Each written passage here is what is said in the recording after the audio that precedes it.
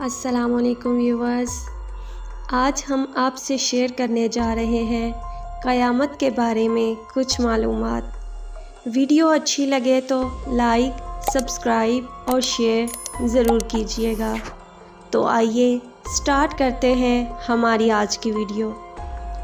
قیامت برحق ہے اور آ کر رہے گی، اور اس کا انکار کرنے والا ہر شخص کافر ہے۔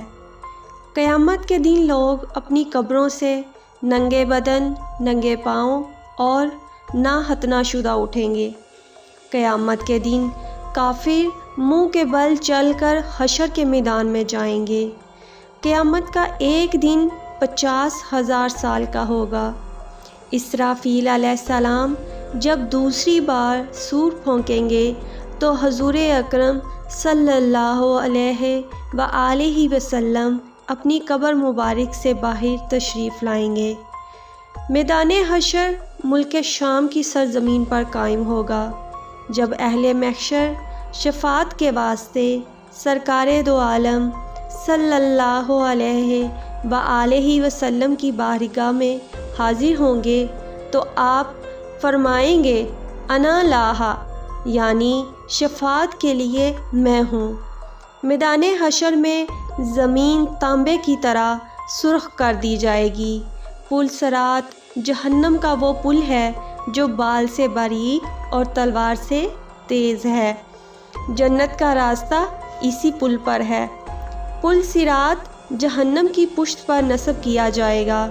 سب سے پہلے سرکار دو عالم صلی اللہ علیہ وآلہ وسلم اور آپ کی امت اس پر سے گزریں گے۔